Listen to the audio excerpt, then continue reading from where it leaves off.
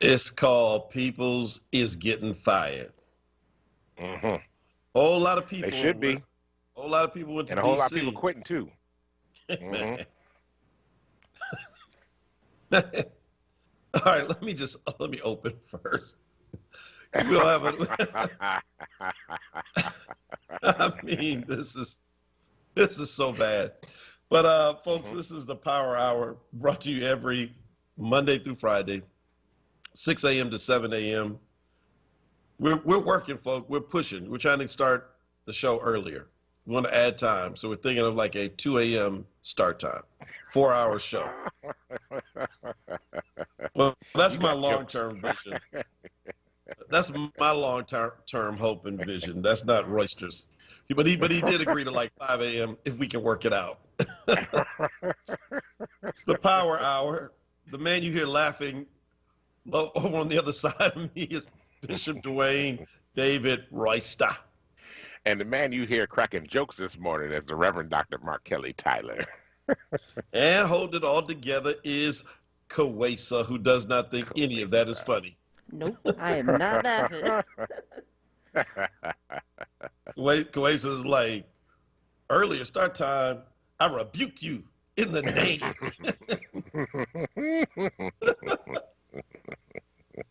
Oh boy.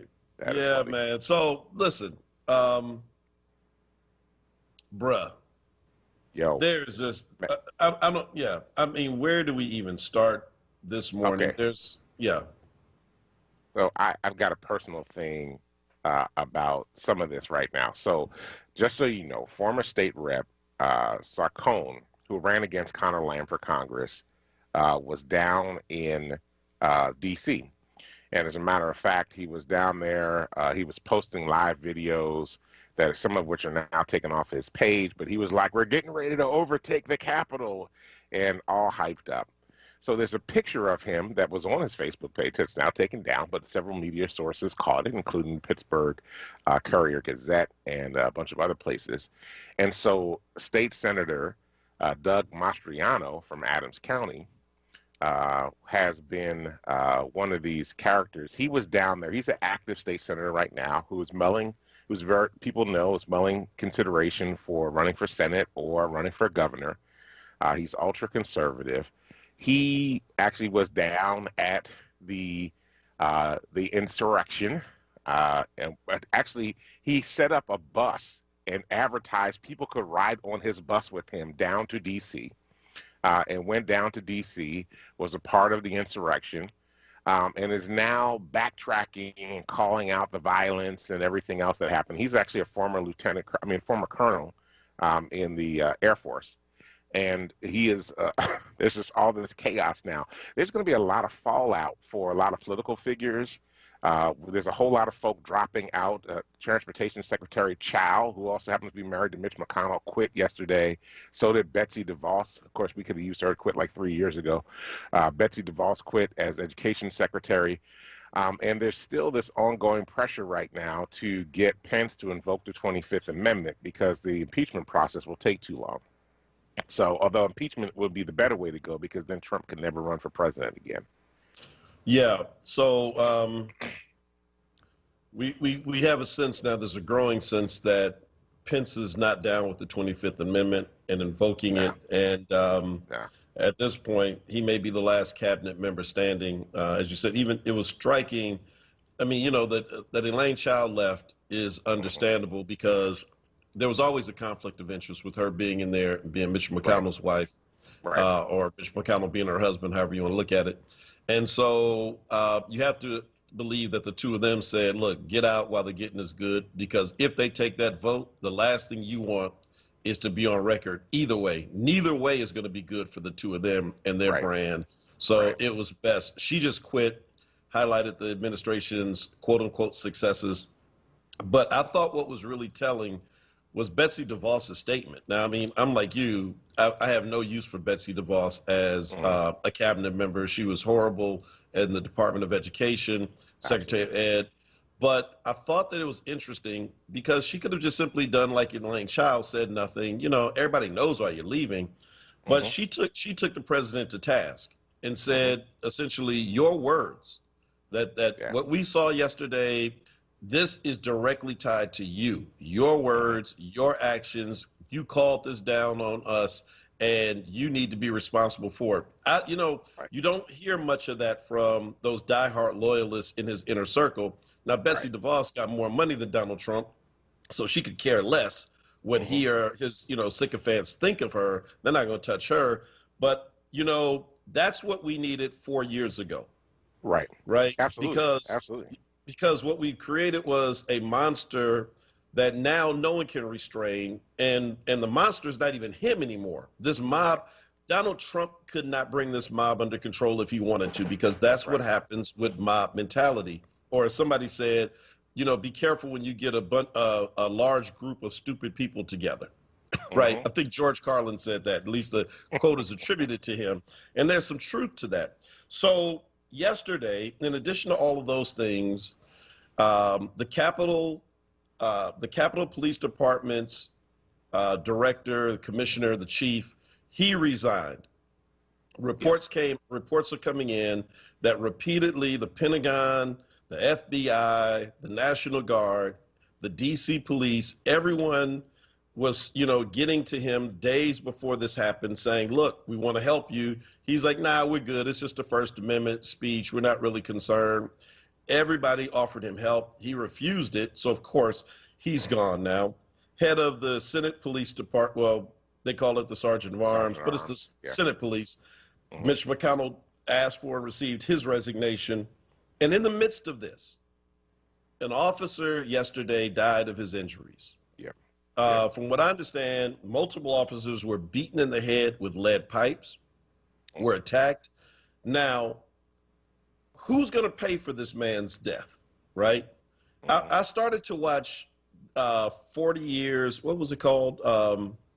40 Years a Prisoner. Right, Michael Africa's documentary on his parents and the Move 9. That's right. Remember this. Before the Move bombing, the Move 9 incident happened, which many of us just weren't aware of unless you were like, in Philly of a certain age. It got overshadowed certainly by the Move bombing.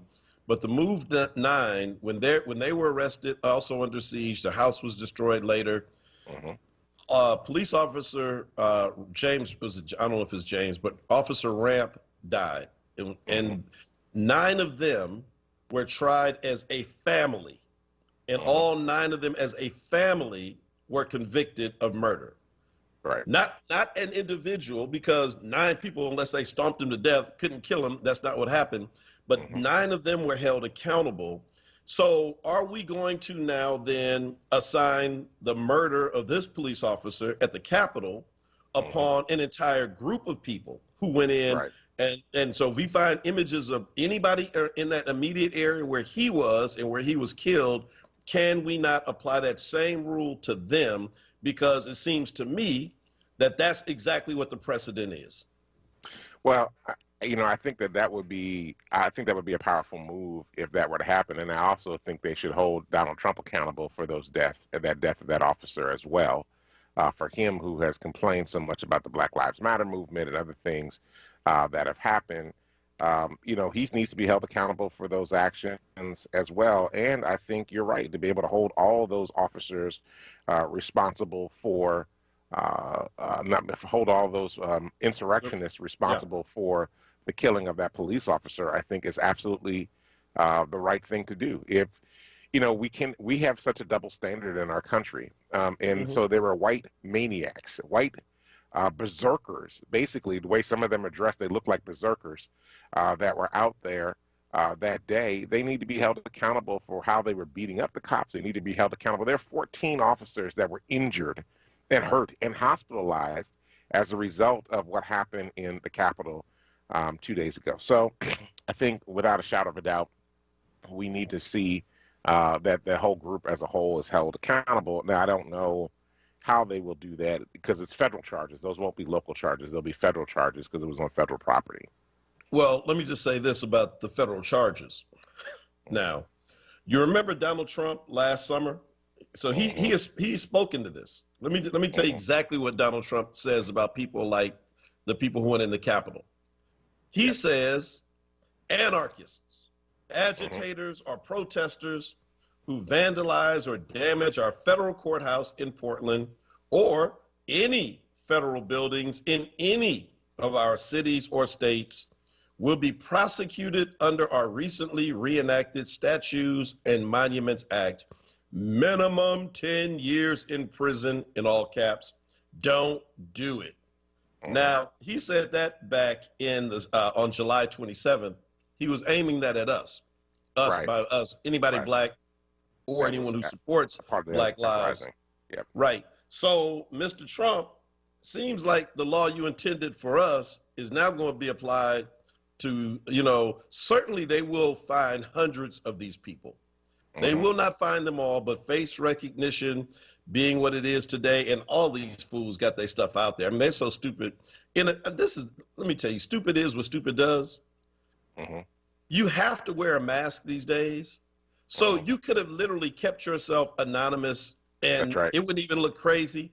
Y'all in here walking around the Capitol with your mask down, taking selfies and posting them. Do you not know Donald Trump is going out of office next week, in 12 days? Your get out of jail free card, your mass pardon, it ain't going to happen. Now, it may happen should a Republican get in next, but over the next 4 years, Merrick Garland is going to hunt you down.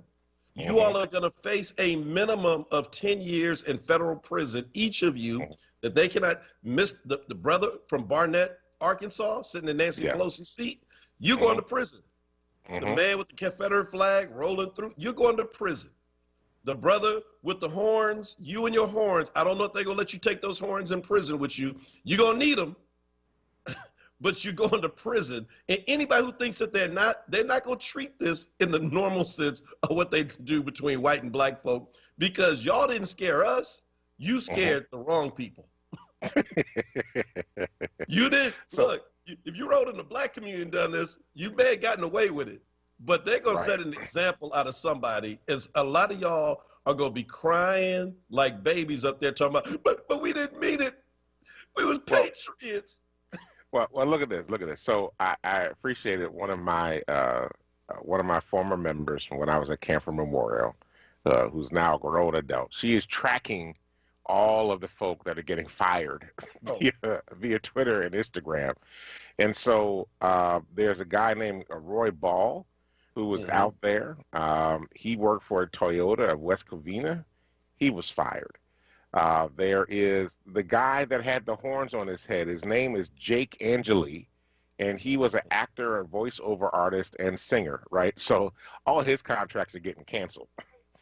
There was the guy that was walking around with the flag in his hand yesterday. His name was David. Wait a minute. His name, I forgot what his name is. I forgot. It doesn't say here. Anyway, he got fired. He worked for Navistar Direct Marketing. Oh, that's he got canned yesterday. Oh, that's the one who was rolled. He looked like he was the guy with the horns. The one you're talking about now looked like he was like his armor bearer. Yeah, that's right. He looked like he was armor bearer to the guy with the horns. Absolutely. Yeah, so that was him. He got fired yesterday because he had his badge on from his job. He had his job badge on. They canned him yesterday. So people are starting to get dismissed from their jobs. And then, we need to talk about Chris Malone, the University of Tennessee at Chattanooga football coach, who posted this comment about Stacey Abrams being Fat Albert, and was talking about Warnock and Ossoff getting elected in Georgia.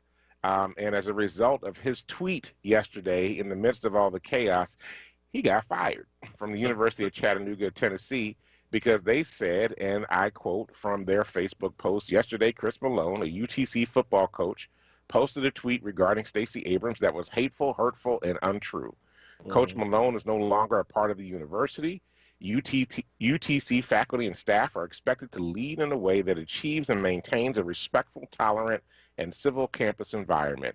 The University of Tennessee at Chattanooga does not tolerate and unequivocally condemns discrimination and hatred in all forms.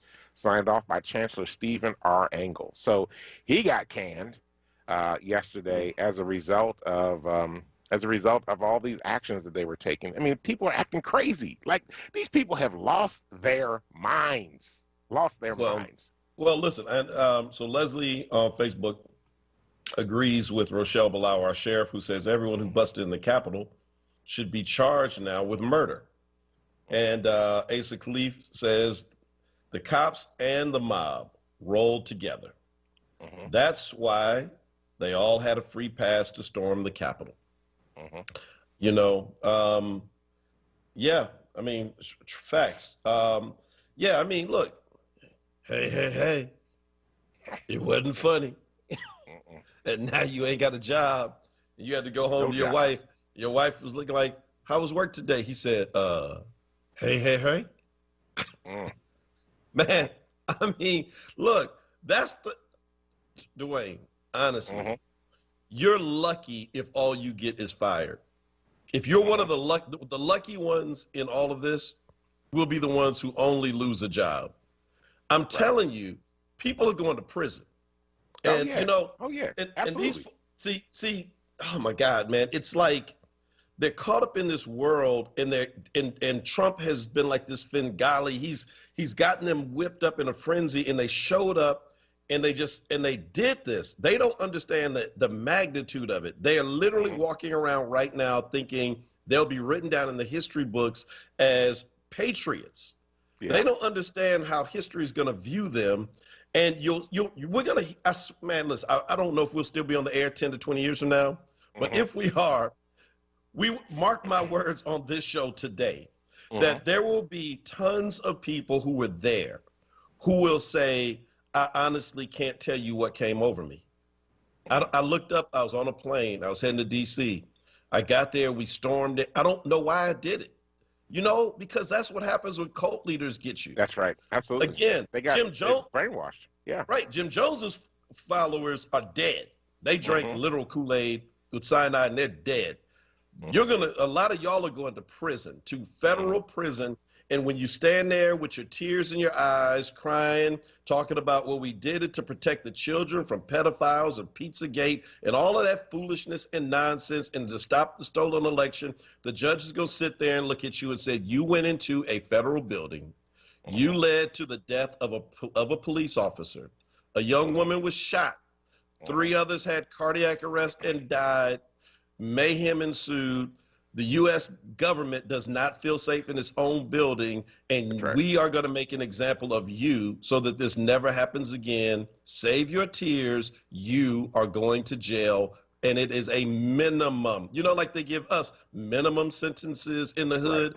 You're going to get a taste of what being black is about in about 6 months, because they're going to find they ain't going to find everybody, but they're going to find a whole lot of you all. We got to take a quick break, and when we come back, my God, man, we got to continue this conversation. Don't go anywhere. Hey. This message is from the Philadelphia Department of Public Health. COVID-19 is still a threat in our communities, but we can all do something simple to help stop the spread. It's critically important to wear a mask or face covering whenever you're in public or around others. Yes, even while social distancing. Wearing a mask shows you care for yourself and your community and is essential to slowing the spread of COVID-19. So love yourself, love your neighbors, wear a mask. Tune in this Sunday at 2 p.m. for the Gastrology Conversation Show, providing information and understanding about your colon health with Dr. Stephen Blake. Thinking about retirement? Make sure a My Social Security account is a part of your plan. A My Social Security account gives you secure access to your personal earnings history and benefit status. You can find out if you're eligible to receive benefits, compare retirement benefit estimates at different ages or dates, view spousal benefit estimates, and more. Plan for your future. Open a My Social Security account at ssa.gov/myaccount. Social Security, securing today and tomorrow. Produced at U.S. taxpayer expense. You're listening to WURD Radio, 96.1 FM and 900 AM WURD, independent black media. Welcome back to the Power Hour. This is Dwayne Royster along with Mark Kelly Tyler. We're here Monday through Fridays from 6 a.m. to 7 a.m. to bring you the latest in news, happenings around Philadelphia, and of course, our opinion. We're digging in to the fallout from the insurrection, the failed insurrection that occurred 2 days ago in our nation's capital. And we are wrestling with the fact that folk are losing their jobs now. People are quitting. There's a call for Donald Trump to resign. There's a call for Mike Pence to invoke the 25th Amendment. There's a call for the Congress to impeach and for the Senate to vote him out of office, although that process will take too long at this point. There's a lot going on with all of this. We've also discovered, and I see State Rep Dorisha K. Parker is here with us this morning. Welcome, State Rep, newly installed State Rep here in the state of Pennsylvania, that one of your colleagues, State Senator Mastriano from Adams County, was there, took a bus of people down to Washington, D.C., that were a part of this insurrection. So anyway, we got a lot going on here in Philly and in D.C. and around our country. The one thing I do want to say before we go back is I've noticed now that all the media is comparing what happened to black folk to what's happening down there and how they were treated. And I find that I'm excited about it. I'm like, people are finally seeing this is a revelatory moment. I keep saying we're in the apocalypse. It's a revelation that's happening in this moment. But the media is like picking up on this. I mean, I haven't seen Fox News say anything about it yet. But certainly all the major news stations are actually having this conversation about this double standard that exists. And even Joe Biden yesterday came out and said there's a double standard that exists in this circumstance. So, well, but here's the thing. This is the problem. It is a false equivalency anyway, because you can't compare the two groups, right? So, and this is why I said, I mean, you know, at a certain point, you have to be patient enough to let history do its work, right? Sometimes it takes real time to pass before things can truly be evaluated. Elizabeth Wellington of the Philadelphia Inquirer, fantastic writer, typically writes on fashion and things of that nature, but she raises an interesting piece in her column yesterday. You know, why are black protesters, you know, for civil rights and issues of Black Lives Matter never considered patriots? Why don't we use that language, right? Well, so we are, but it takes about 50 years. Okay. But I don't think we define ourselves that way either, though. We don't define ourselves as patriots. I mean, I got you, but what I guess I'm not even stuck on the word as much as the idea of it being patriotic, right? So that when black folk raise up, right? So that when they see, you know, an Ike Raw, or they see Black Lives Matter Philadelphia, or they see a real coalition for that matter, or even us, it is being rebellious against the system.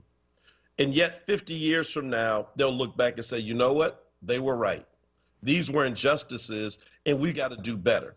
Yet these folk in this moment who are trying to carry this moral high ground, I mean, they're in D.C. and they literally think they're doing right. And yet history is going to be extremely harsh on them, right? Now, that may not help us in the moment, but I'm just saying that that long term, this is not going to wear well. The reason that they are there, and I think this is what many of us miss, and it kind of hit me yesterday. I went to a Trump supporters page, who's black, who espouses kind of all of the white evangelical kind of, you know, stuff, and he's just a pain in, you know, in the neck when it comes to like my page, always just weighs in with all that crazy crap, right? So I wanted to see what he was saying, because I said, surely on this day, he's got to be like, all right, that was too much. Bro, oh no, he had posted like 30 times already. In fact, I said, this is it. I can't be friends with you on Facebook. I was like, not anymore. I mean, the entire thread is about how this was Antifa that went into the buildings. That was crazy. Right, and not only was it Antifa, but what we don't understand is that they are actually there because there is a massive pedophile ring that they're trying to stop. That, you know, that these elections were actually really stolen and the courts have been corrupted, and that Mike Pence has now become a tool of this deep state. And I'm talking about there is a deep conviction on their part. Did you see the woman who came out of the building and she was amazed that the Capitol Police were fighting them and shooting at them, because she said, what? They're supposed to be shooting at Black Lives Matter, not us. We're here to save America. I mean, Man, these people are scary. But I mean, but first of all, right? There's the sites like QAnon, right, that Yeah. are out there that are, and then there's Parler, which is the new Facebook for the West, for the, I mean, not for the West, for the crazy. You know, they have these cycles. I mean, this is part of the problem. You get caught up in echo chambers, right? You keep hearing the same thing over and over and over again, which is ultimately what Trump does. He keeps saying lies over and over again, so that people eventually begin to believe him. And so they get caught in these echo chambers, and so they read these conspiracy websites.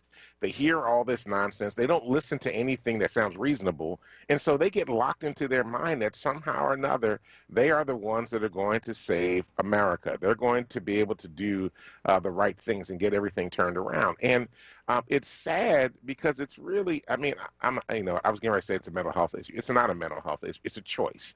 And they make a choice to abandon reason. They make a choice to assume the worst of other people. They make a choice to assume that they know better for everybody else than people know for themselves.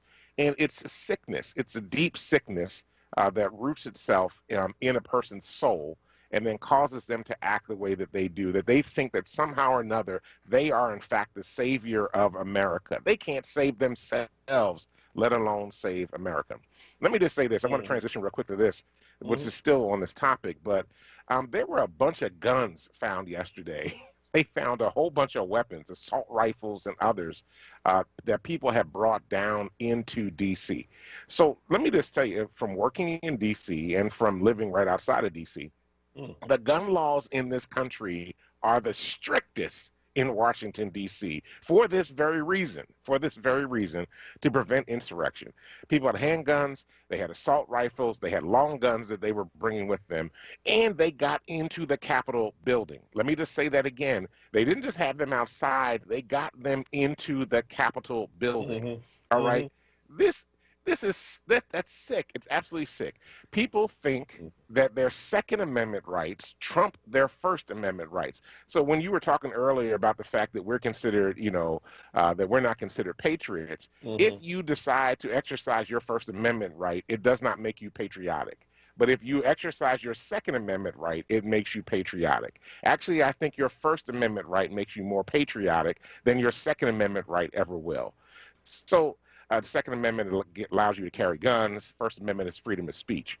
So there's all this stuff that is like taking root down in Washington D.C. right now. All this angst that is down there, and we haven't talked about this, but there were 10 capitals that had riots on the same day. State capitals that had riots on the same day, including Georgia, including Kansas, including several other states where these patriots showed up. So there are a lot of people saying, oh, well, this wasn't an insurrection because it wasn't organized.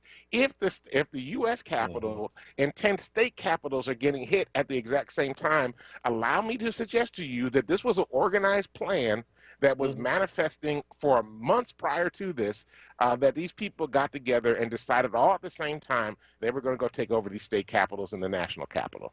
So I'm just saying this is deeper than what we think. It is not a one-time thing that the people went down to D.C., did a First Amendment rally, and then decided to go to the national capital. This was planned a long time ago. And as a result of what was planned, we now have an armed rebellion going on in this country. Well, I mean, listen, so here's what has happened since Wednesday. So Wednesday has finally pushed, your I don't even know what you want to call them, the folk who have known this but have chosen to be willfully ignorant about it, because Trump has been their useful idiot. So he has helped them secure not one, not two, but 3 Supreme Court justices in one term. They could not have dreamed of a scenario like that. He has helped them secure tons of federal judges. He helped them get a massive tax cut. And so they have gotten everything that they've wanted, and he has worked well for them, right? But now what they have realized is what we have been saying all along. Look, I grew up in California, and so wildfires are not new to me or to us. So when I see these wildfires, I know what happens. A very small one starts, and they let it get out of control. And that's why, in Cali, you had to be like extremely diligent when you see something smoldering, because if you don't, before you know it, half of your city will be gone. You cannot start a small fire intended for us and not expect that it won't burn the entire house down.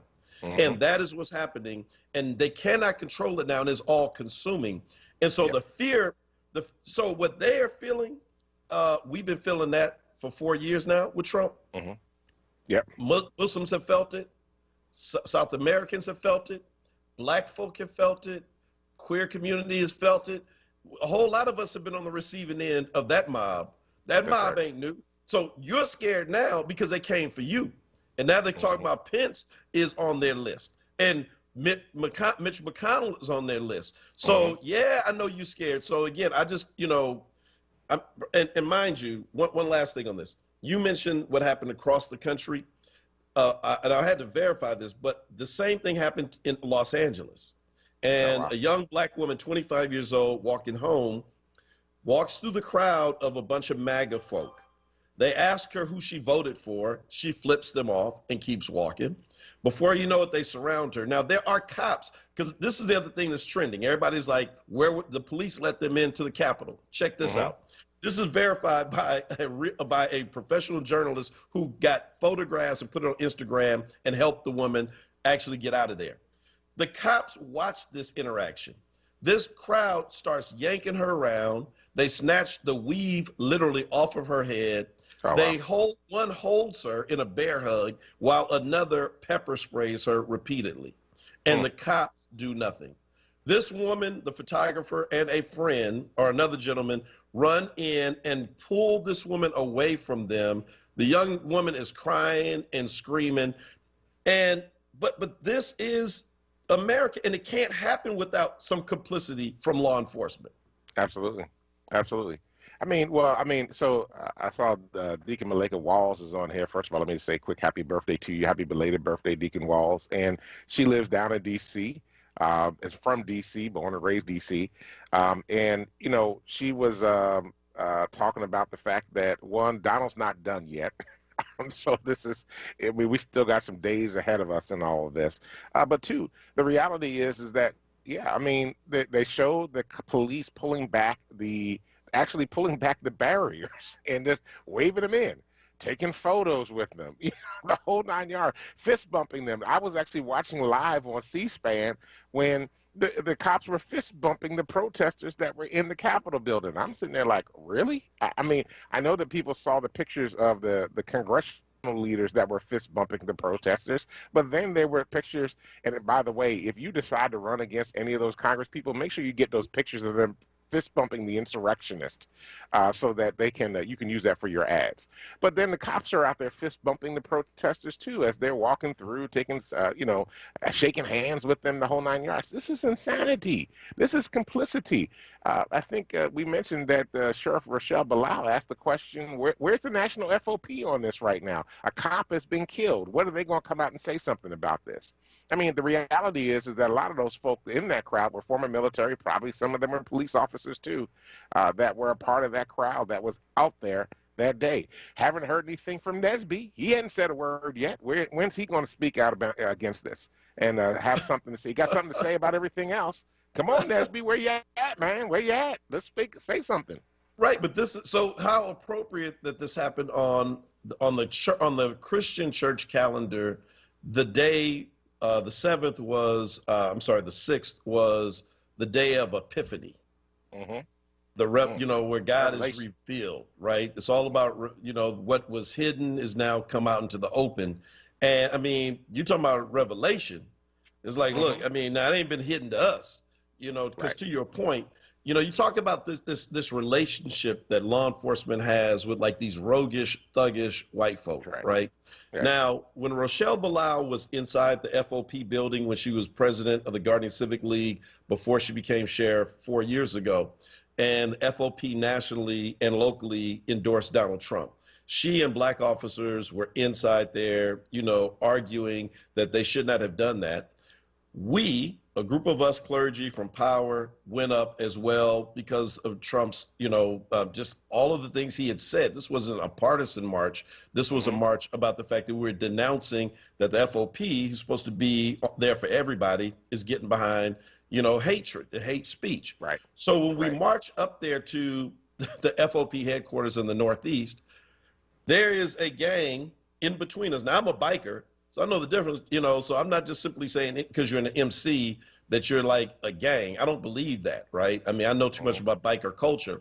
But these folk were brought in to protect the police from us. Now I'm thinking, now, wait a minute. If you're like supposed to be hardcore, what you doing rolling with the police? That's not how hardcore folk do.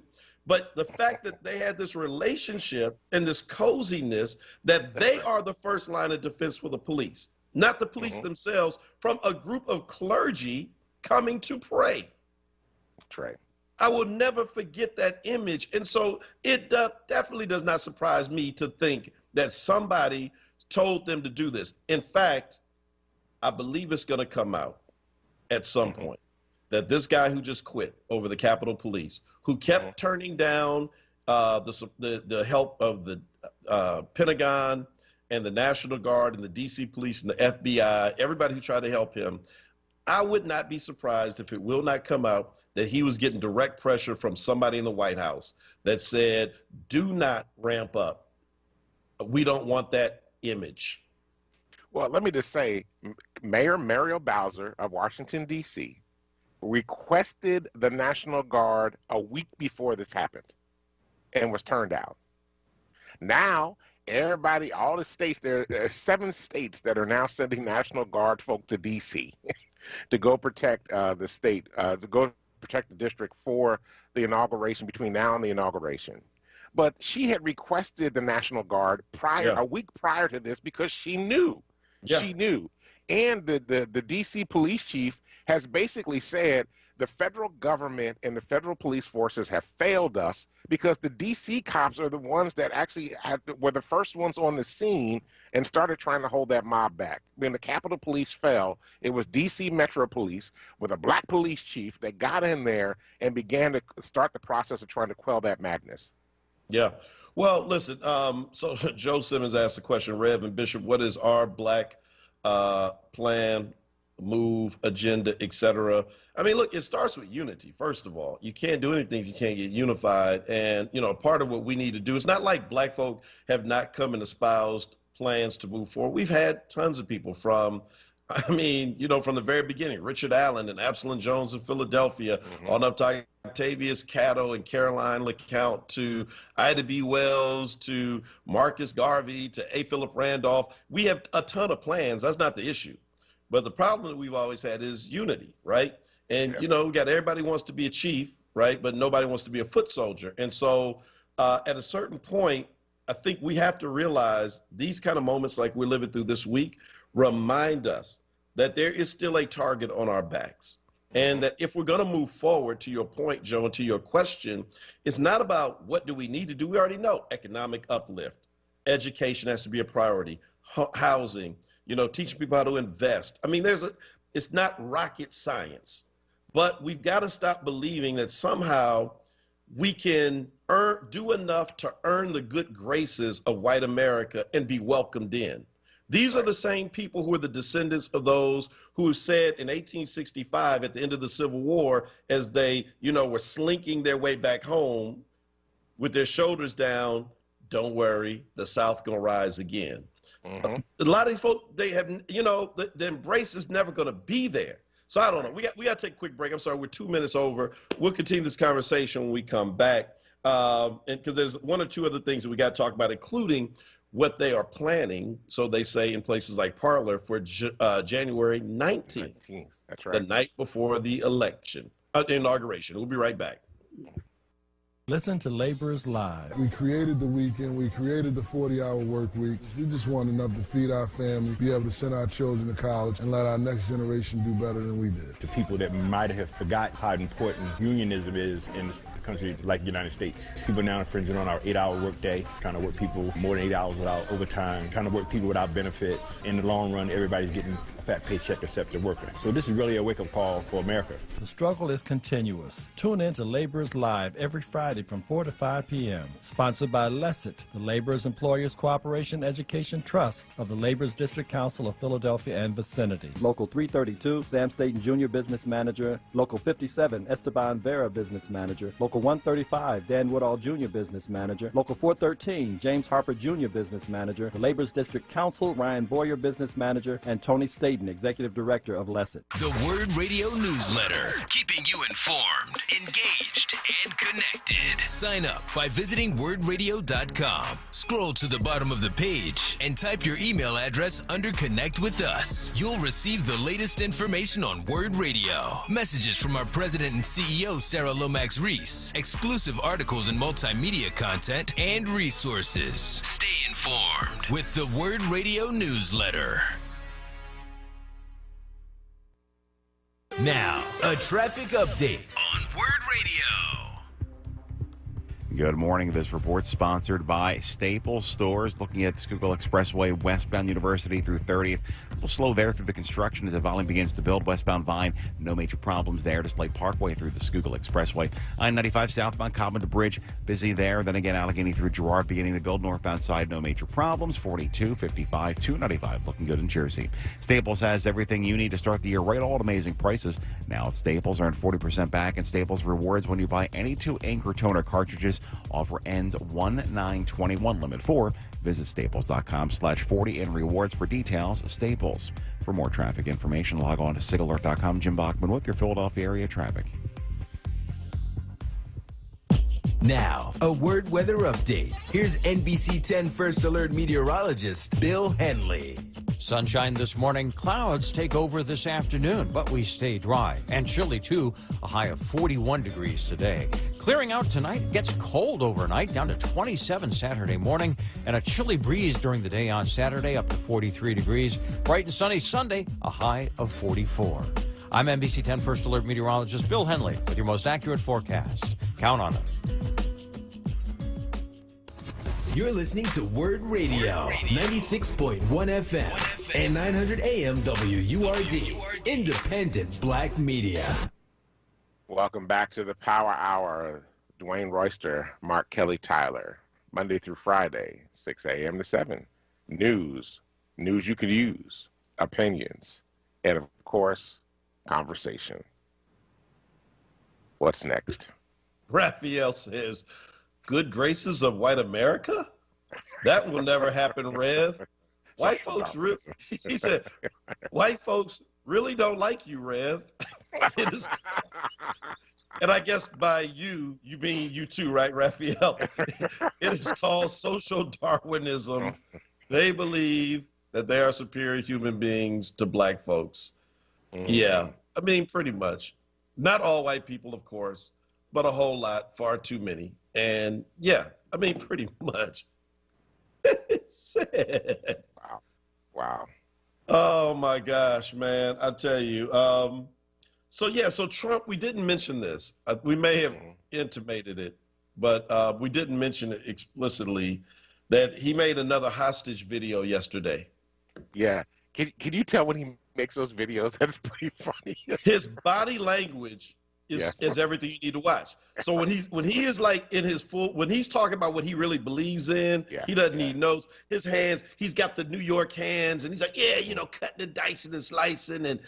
But man, when they are forcing him to do something against his will, it's he's leaning in every time he says something he doesn't want to. It's like it's a physical pain in his body. He's like, and yes, there will be a new administration on the 20th, and we will help make a smooth transition, and we're going to punish you to the full extent of the law who went into the Capitol, and go home now, and I'll catch y'all on Parler later tonight under my new alias. I mean, so here's the problem with this, and a lot of people, because I track what's going on down in D.C. as well, a lot of the insurrectionists are still in D.C. As a matter of fact, they were beginning to shut down restaurants and other things, could try to force them out of D.C. Because they have not left and gone home yet. So there's some deep concern that they're still hanging around down there, which is part of the reason why everybody's rushing to send their National Guard in now as well. You wanted to talk about the 19th. And, well, because they're not leaving. Well, so listen, I was on Nick's show the day this happened on that Wednesday, and I said then, and I'm convinced of it, that they're not going to leave until January 20th. All right. I mean, they're not going to leave until after the inauguration. They're already there. And I mean, you know, we know enough about organizing to know that, I mean, once you're there, it's just 12 days away. They feel aggrieved right now. I mean, like literally. That's what I'm saying. Folk, I know that, you know, let's not get caught up in our own echo chamber where we think somehow everybody sees what happened the way we see it. They do not see it the way that the majority of rational people saw what happened. They are convinced that they were wronged. And for them, this is a war cry, you know, to come to D.C. and turn up even more. They have promised on social media that that shooting will begin on the 19th. And this is not, again, hyperbole. This is what they're convinced that they're going to do. Now, like I said, a whole lot of these folk, when they get dragged into court and are facing their 10 years just for going into the Capitol, are going to be crying like babies. And, you know, I know y'all been having fun with target practice out there with your camo and, you know, running around in the woods of Pennsylvania and Michigan and Georgia, shooting and stuff, and you can't wait for the revolution to start. But trust me, you don't want that smoke. And I'm saying to black folk, just stay in your house, because this ain't our fight. You know, if y'all want that smoke, you want to go up against the United States military, and I know some of the folk in the military kind of shady, you know, just like law enforcement. But again, there is too much money invested in this country for them to they didn't let a civil war succeed when they had a real military and real support. Y'all, trust me, it's going to be some hurt feelings, and some of y'all may end up dying in the process. But again, if you live in D.C. or Maryland, just stay home on the 19th and 20th until it stops. My wife sent me a video, because my family's still down in Maryland, partly. And there was, where we live, there was a van rolling around, had these LED lights inside of it that was talking about the fact that they were going to take over the Capitol and go Trump and the whole 9 yards, right? And this is an area that's considered liberal Maryland. But there was this person that was riding around who was from Maryland, because they had Maryland tags on the van, that was riding around, you know, espousing Trump and all excited about what's going on. We had an incident during the summer, during the uprising. I'm driving down the main thoroughfare, and all of a sudden traffic comes to a stop. Police are everywhere. There's two guys walking down the street in camo gear carrying assault rifles. You know, they were planning to go do some damage because of what was happening at that moment. So, yeah, this is serious. It's a real struggle. People are out here. They have like drunk the Kool-Aid. They're all in. They've thrown in. They can't see any reason. They think that the regular media, the black media, any media other than the media that they listen to is against Trump and is against America and trying to tear America apart. And they're going to do whatever they want to do. So we are in a very tenuous moment. These next couple of weeks are going to be very fragile weeks. Well, I mean, listen, historically, this has always been our lot in this nation, that every significant advance forward for black people has been met with this type of resistance and outright hatred and violent rhetoric followed by violent action. And so, you know, right now, the story that's come out of this election is the story of black, you know, enfranchisement and how it has changed, you know, the national outlook. Black folk gave the Democratic Party Joe Biden. The Democratic Party was on its way to nominate somebody who was going to certainly lose against Trump. But black folk in South Carolina stopped that. Black folk in Georgia flipped Georgia for Joe Biden. Right. And then black folk in Georgia did the unthinkable and then took 2 Senate seats and took the Senate away from Mitch McConnell. For us, we celebrate that and we think that is a wonderful story, but we have to always be mindful of how other people view it. And so Somebody put in the comments earlier, I'm sorry if I forget who it was, but they talked about it being blame shifting. And so rather than just acknowledge that you just got outworked in this election and we turned out more than you did, they shift the blame and it becomes a story of black people stole something from us. Don't need to go into that because we talk about that all the time, about how easy that is for white supremacists to believe that. So I want to say, again, be careful even around your neighbors and your coworkers who are, who are Trump supporters right now, because you don't know who you can trust at this moment. Because these folk are being weaponized. And I know that's even frightening to even have to say that and to express it. But I'm telling you that these are normal, quote unquote, normal, regular people who showed up in D.C. The young woman who got killed, her mother-in-law said from San Diego that I don't know what got into my daughter-in-law. I don't even, we don't even understand her behavior these last few weeks. What even led her to go to D.C.? So I'm just saying, it's sad we got to say it, but we need to say it. Watch your back, as I said before, keep your head on a swivel and be careful. Absolutely. Well, look, we got to get ready to get out of here, but this is, we're going to be covering this for the next couple of weeks, tracking what's happening. I mean, we're going to track other news that's happening too, but I think that there's also going to be some local and state implications for what's happened the other day.